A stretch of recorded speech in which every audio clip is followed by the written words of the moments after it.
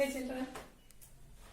So, today we will be completing that chapter, Mechanical Properties of Fluids.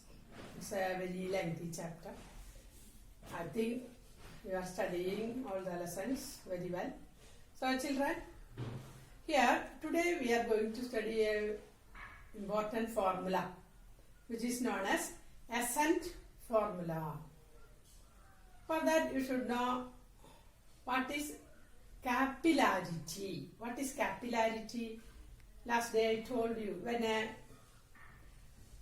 a tube, glass tube of a very small radius, very small diameter, when such a glass tube is immersed in a liquid, the liquid will rises in that tube. For example, water. When the glass tube is immersed in water, the liquid level will rise than the level of water in the vessel. Liquid level will rise. And some liquids rises in the tube, some liquids fall in the tube. So, rise or fall of liquid in a capillary tube is known as capillarity.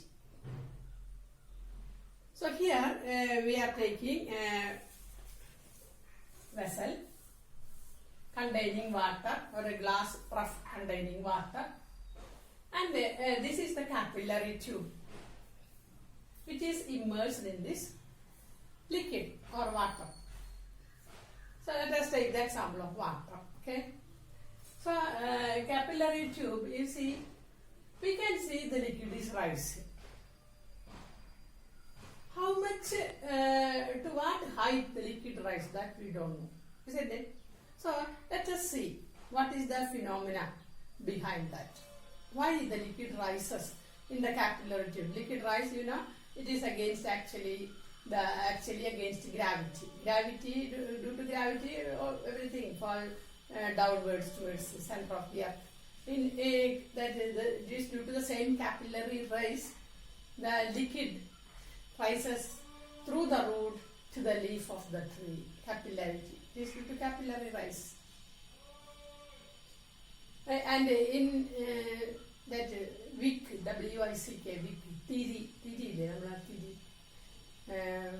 in wicks, oil rises upwards.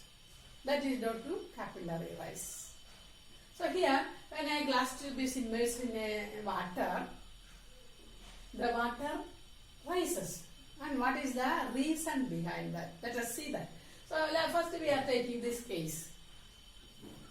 So here a capillary tube is immersed, we consider the pressures at different points. You can see when the meniscus of the liquid will be concave.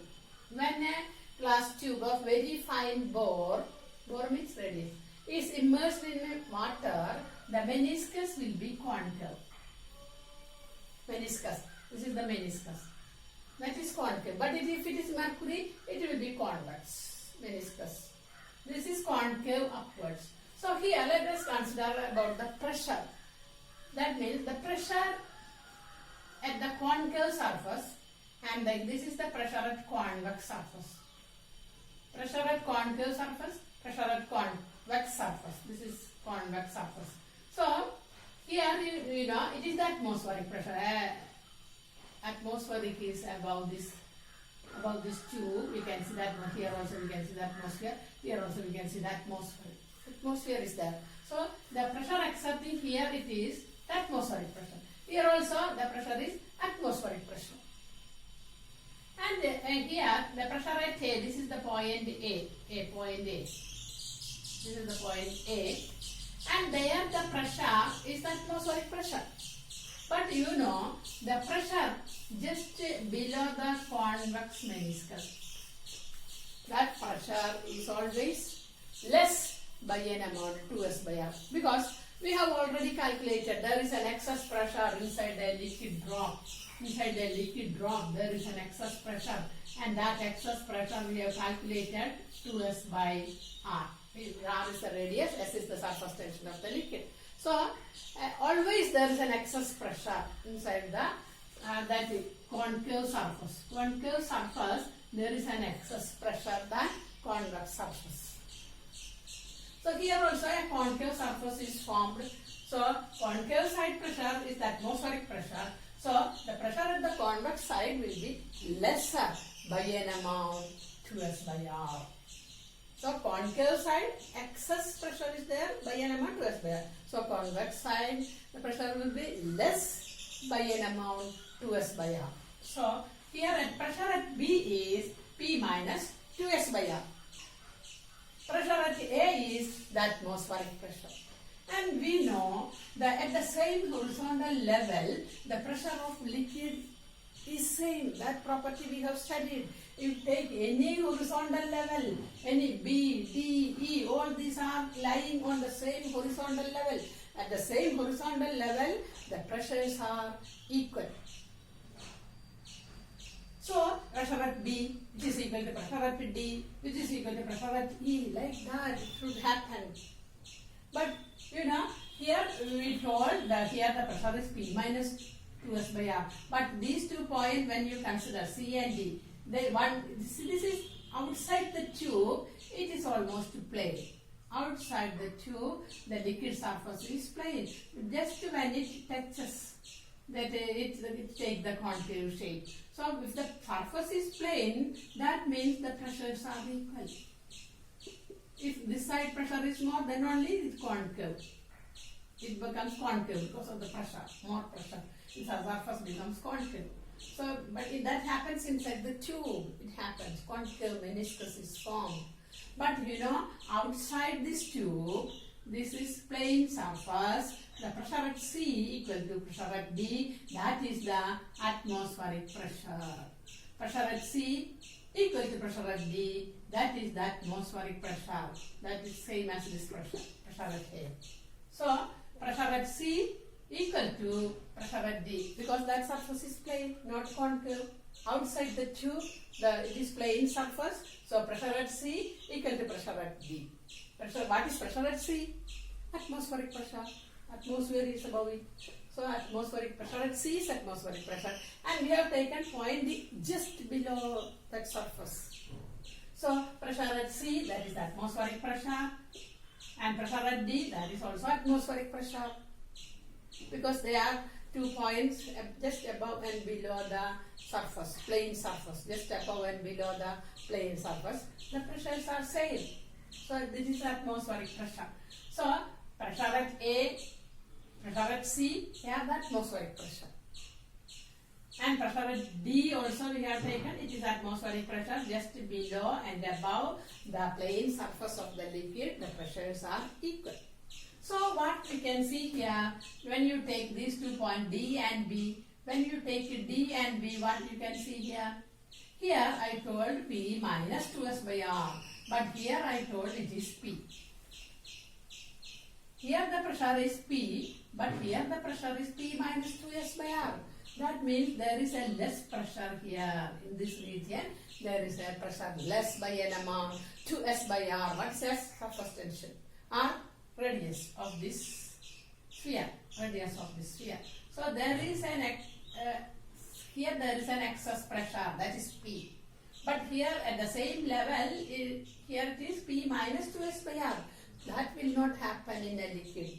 At the same horizontal level, pressures are equal. So what happens? The liquid will rise in the tube. The liquid, so there will be a pressure gradient. That means high pressure. This is high pressure, and here there is less pressure. So what happened? High pressure, less pressure. What happened? The high pressure gradient, that means pressure difference is produced. So what happened? High pressure region to low pressure region, the liquid rises. The liquid will rise in the tube because of this pressure difference. We know that wind is formed due to the pressure difference. High pressure region to low pressure region, air moves. That is actually wind. So just like that, here it is a liquid. Liquid also behave like that. It moves from high pressure region to low pressure region. While drinking water or drinking cool drinks with the help of a straw, it also happens like that. High pressure region to low pressure region, the liquid rises. Same thing happens. So here also here the high pressure and here it is low pressure. So the liquid will rise in that because of the pressure difference created. So how much to what length the liquid will rises in the tube? Can you tell? To what length this will, it moves to certain height and then stops. It is not continuing. Then continues. It is not continuing. When it reaches a particular height, it stops rising. Why? Because when it rises to that particular height, the pressure exerted by the liquid column. What is the pressure exerted by the liquid column? H rho g. What is the pressure exerted by the liquid column? H rho g. What is H? Height. What is rho? Density of the liquid. What is G? Acceleration due to gravity. So the liquid rises in the tube to a particular height. Suppose H is the height. Then what is the pressure exerted by this liquid column at this point E? It is in the same horizontal level. H rho g will be the pressure. So we know actually the pressure is P minus 2S by R. Now this pressure created by the liquid column, which is equal to 2S by R. The liquid will rises in the tube to a height H. So we know it produces a pressure at this level, lowest level, H rho g. And if that H rho g is equivalent to that excess pressure, so that means 2S by R. 2S by R. Here, H rho g is equal to 2S by R. What happened? Here the pressure is P minus 2S by R. Plus this liquid pressure also comes. So plus 2S by R. So minus 2S by R plus 2S by R cancel. And we get the pressure same at these 2 points. Now the pressure. See, the pressure at E. What is the pressure at E? Pressure at E is pressure at A plus H rho g. Pressure at E is equal to pressure at A plus H rho g. Now that is same atmospheric pressure, all pressure at this at the same horizontal level. The pressures are same now. So how much liquid will rise in the tube? The pressure exerted by the liquid column equal to 2S by R. When that becomes equal, the rise of liquid stops. So now here you can see, here it is correct. The convex meniscus P minus 2S by R. P minus 2S by R. But at this point, P minus 2S by R plus 2S by R we have to add. So that will be P. That will be P. Here it will be P. Here it will be P. Here it will be P. But here it is P, but here P minus 2S by R. P minus 2S by R. Now it's okay everywhere at the same horizontal level. The pressures are equal. So this is ascent formula, and this is the phenomena that happens when a glass tube is immersed in water. And with the derivation steps we can see the pressure exerted by the liquid column is equal to 2S by R. The liquid continues rising until the pressure exerted by the liquid column is equal to 2S by R. So, but capital R equal to small r by cos theta. How you got that step? You can see this is the capillary tube enlarged version, and this is the radius of the capillary tube, and this concave surface is a part of this sphere. This convex surface is a part of this sphere. So this is a capital R. R is the radius of the concave meniscus. R is the radius of the concave meniscus, or you can consider that as a drop. Okay. So radius, and this is the angle theta, angle of contact. What is angle of contact? Angle of contact is the angle between the tangent to the liquid meniscus. This is meniscus, and this is the tangent. Tangent to the liquid meniscus and the solid inside the liquid. What is angle of contact? It is the angle between the tangent to the liquid meniscus and the solid inside the liquid. So this is theta. This this will be 90 minus theta, and this will be theta. This is this tangent, and this is radius. Tangent, this is radius. So here tangent and this make an angle 90 degree. This is the radius of the capillary tube.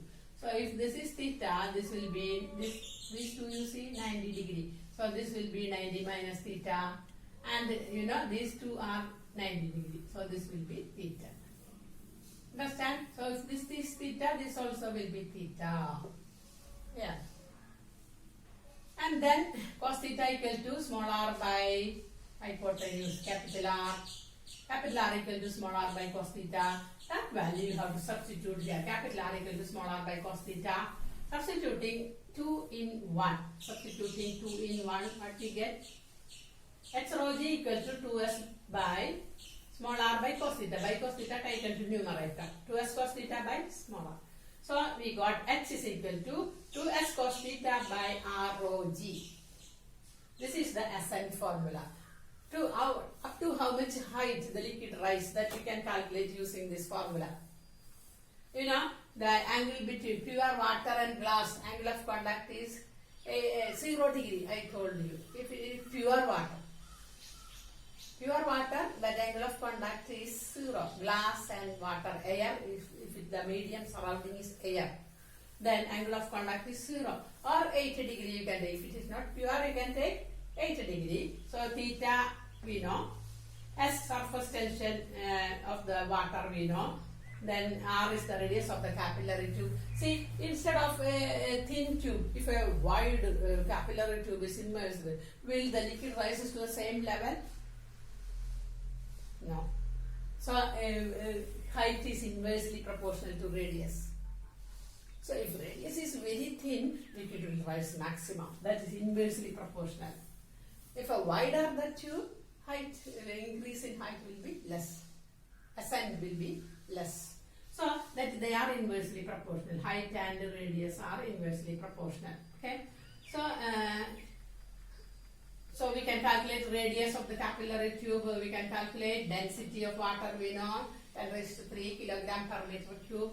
G is the acceleration due to gravity 9.8. So substituting all this value, you can tell, oh, this much liquid will rise in the tube. Or if you measure the rise of liquid in the tube with a microscope and all, you can calculate surface tension of liquid. Actually, if this in lab, children can calculate. In our lab also we have a traveling microscope to find the height of the liquid in the capillary tube. And we usually calculate, children calculate the surface tension of liquid. In that, surface tension is taken. S is taken from this formula. H r rho g by 2 cos theta. We can calculate surface tension of water. Rise we are measuring with a microscope. Rise of liquid we are measuring with a microscope. And substitute radius also we measure with a microscope. And substituting, we can calculate surface tension of water. That also we can calculate.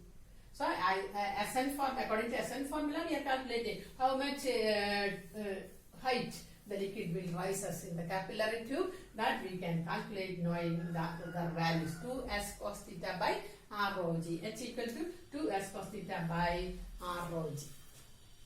Okay.